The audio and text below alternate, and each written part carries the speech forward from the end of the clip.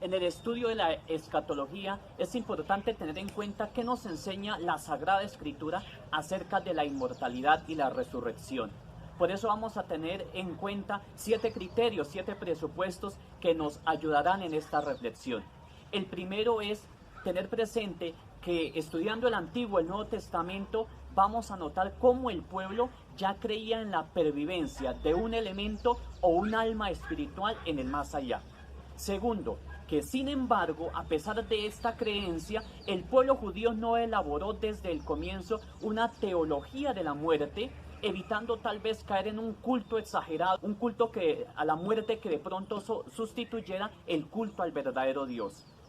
Tercero, que en este sentido, pensando en la retribución, en la retribución plena, esta no se entiende sino en el más allá, y por eso sobre todo van a ser en los salmos místicos los que van a hacer referencia a esta retribución plena en el más allá.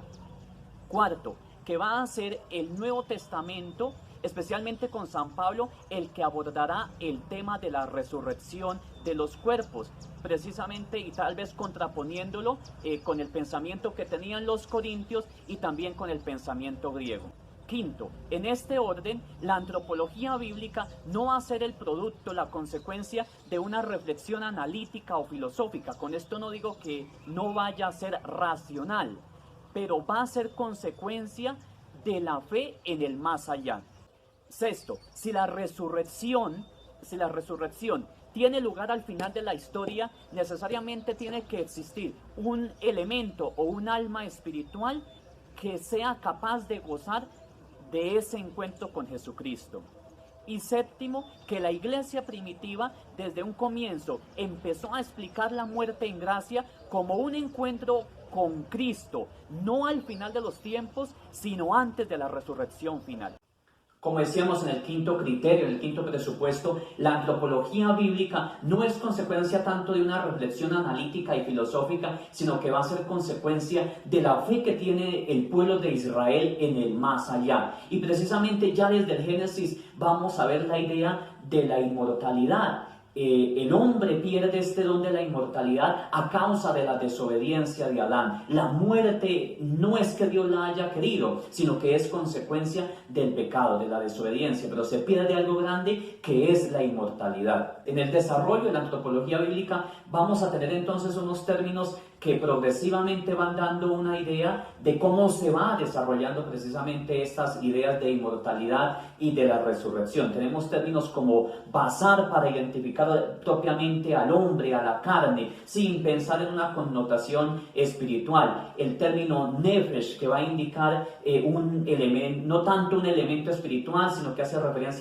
podría hacer referencia a la garganta, a la respiración humana, al aliento, pero nos vamos a encontrar sobre todo con un término importantísimo y particular que es ruach, entendido como soplo, como viento, como aliento, pero sobre todo como una fuerza vital que viene del Dios de la vida y que anima al nefesh, al ser viviente que ha sido hecho o ha salido del polvo.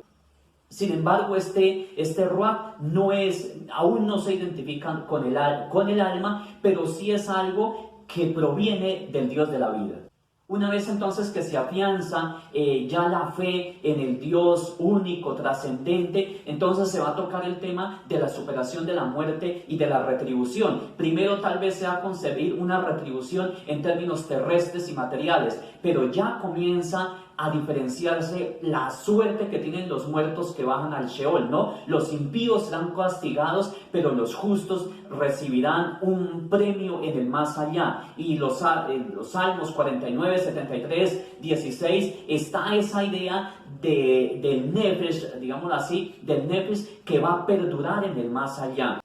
Entonces el nefesh no será entendido solamente como algo material, porque si se reduce la carne, entonces con la muerte desaparecería completamente. Pero los salmos ya van a dar la idea que ese nefesh recibirá una retribución en el más allá. Entonces el nefesh no podía identificar solamente a la realidad material del hombre.